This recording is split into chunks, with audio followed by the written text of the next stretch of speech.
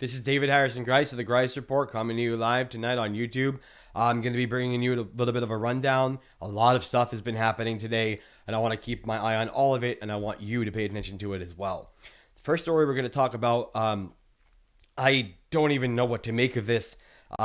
This kind of shows a little bit of an egotistical side that we already knew about, but now he's playing with our lives. So the Dictator-in-Chief, according to Newsweek, has moved 2 nuclear submarines just off the coast of Russia in response to Dmitry Medvedev's comments about him seesawing, flip-flopping on Ukraine and Russia. Now, this is a dramatic move because some dude hurt your ego. That's not okay. You're playing with lives. This is a war stance, and it's an aggressive war stance. And we already know that Russia is aggressing towards the Ukraine in a horrible way. They're committing genocide against the Ukrainians. So we are supposed to be defending the Ukraine. They're our ally, right? Well, Trump is acting very strange about the Ukraine, and he's also making an enemy out of Russia.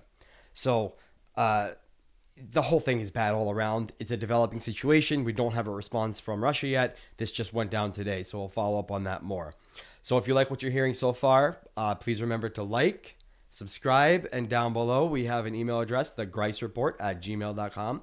Again, that email address is thegreisreport@gmail.com. Please remember to send us leads, tips, any kind of story requests that you might have for us to cover. We're always happy to engage with our audience.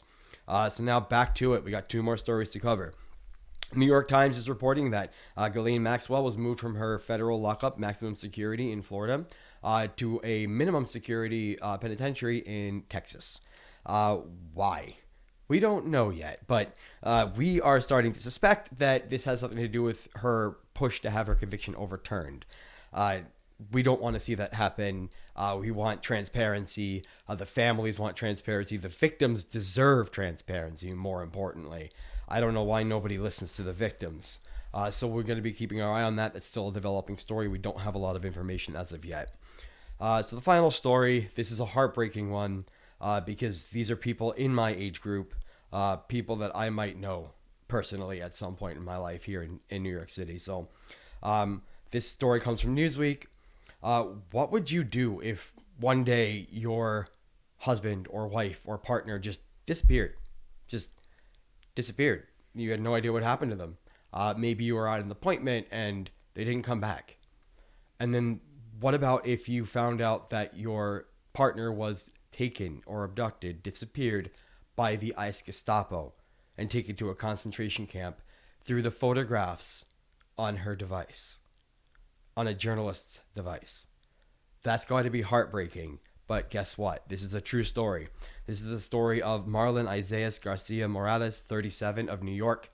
And he was taken away in ICE custody. And the worst part about this is not just that he leaves behind a wife and 2 children that are heartbroken right now and that they didn't even get a chance to say goodbye. How cruel is that?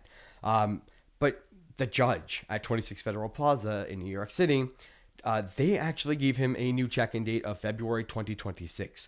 He was on a pathway to citizenship. He was doing everything right. And they still abducted him to take him to a concentration camp. That's what they are. They are concentration camps. ICE are the Gestapo. Trump is a Nazi. We need to see this stop. This is David Harrison Greis of the Greis Report signing off.